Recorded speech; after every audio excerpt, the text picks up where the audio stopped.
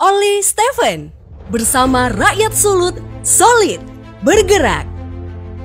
Kukis kacang isi di keranjang, dijual ke pasar bersehati. Biar badai kencang menerjang, Olly Steven pasti selalu di hati. Tak terasa, pemerintahan Olly Dondokambe dan Steven Kandau atau ODSK hampir berakhir. Banyak dinamika pembangunan yang terjadi. Namun Olly Steven solid bergerak untuk Sulut maju.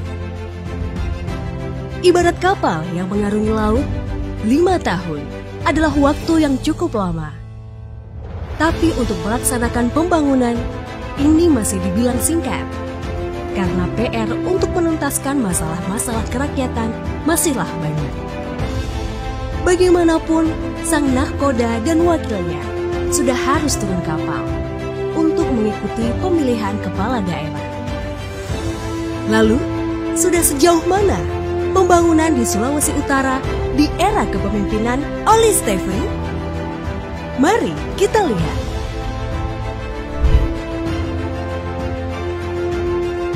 Pembangunan di Sulawesi Utara ternyata sangat pesat. Dan kurun waktu 5 tahun ini, sejumlah proyek infrastruktur bak hujan berguyuran. Di antaranya, pembangunan Jalan Tol Manado-Bitung,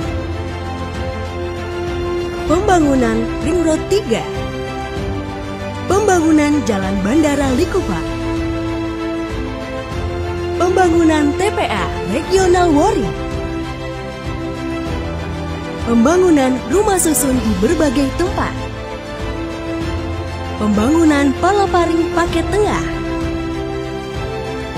pembangunan kawasan ekonomi khusus Bitung, pembangunan bendungan Kuil Kawangkoan. Ini yang sedang dan sementara berjalan. Tapi Olly Steven tidak berhenti hanya di situ. Masih ada sejumlah mega proyek yang akan dikejar. Seperti Tol Manado, Tomohon, Minahasa, Amurang, Kota Mobagu. Tol dalam kota Manado.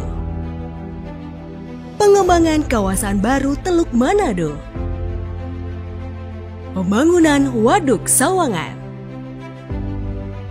Pembangunan Jembatan Bitung Pulau Lembeh.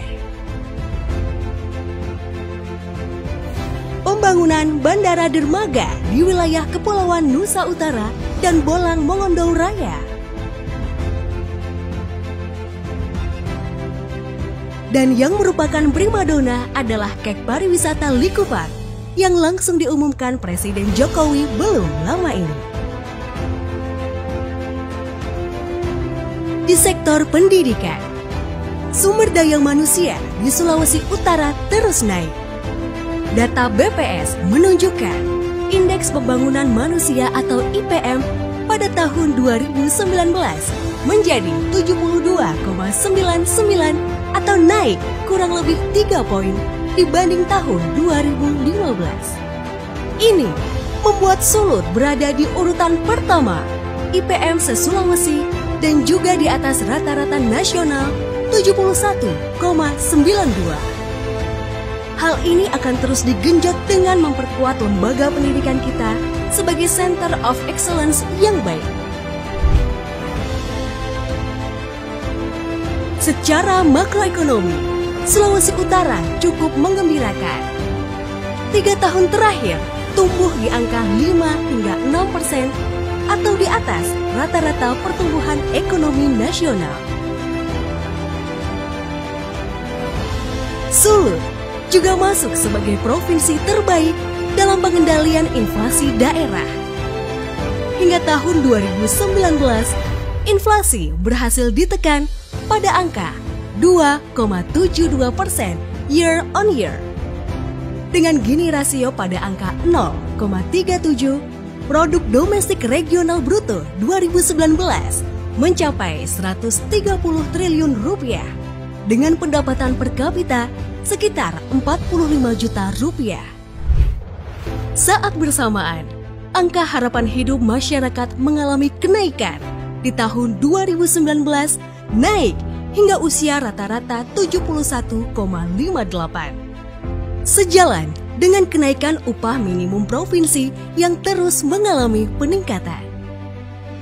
Kondisi ini patut kita syukuri karena Sulut masuk sebagai provinsi dengan angka miskin terendah di Pulau Sulawesi.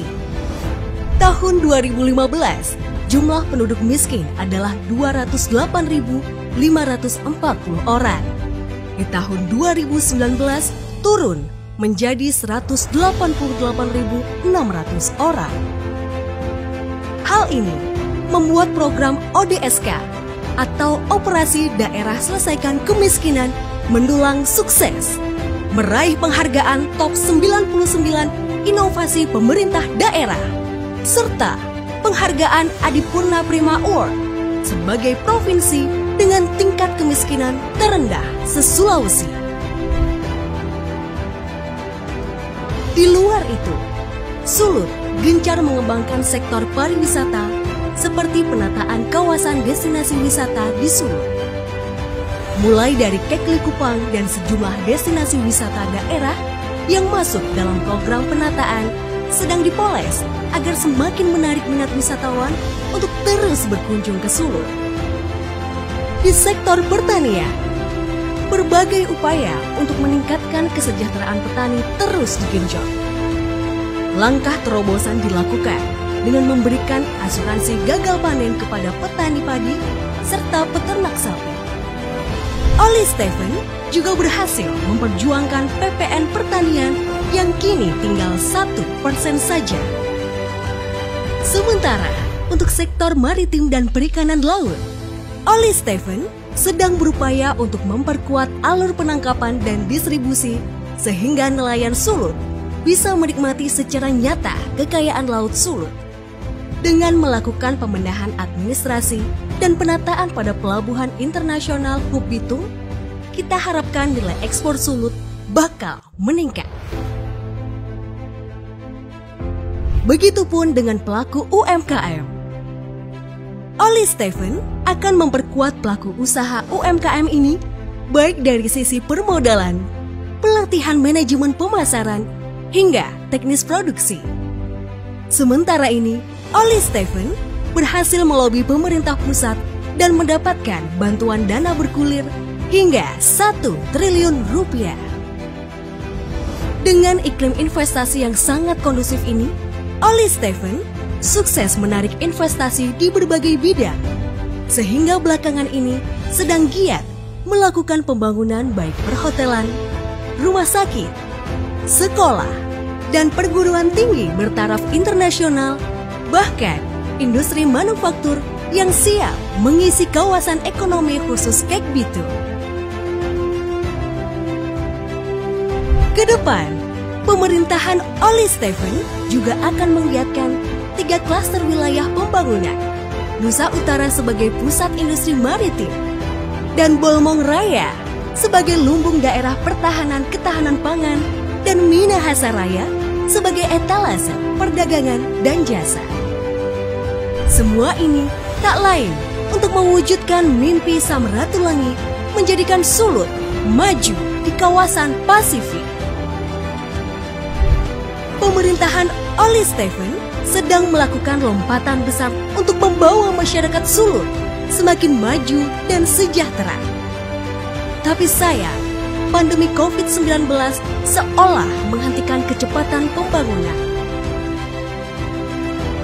Meski demikian, kita tetap bersyukur karena daya tahan ekonomi kita sangat kuat karena struktur ekonomi yang sudah terbentuk selama pemerintahan Oli Stephen yang ditopang oleh sektor pertanian dan UMKM yang tangguh.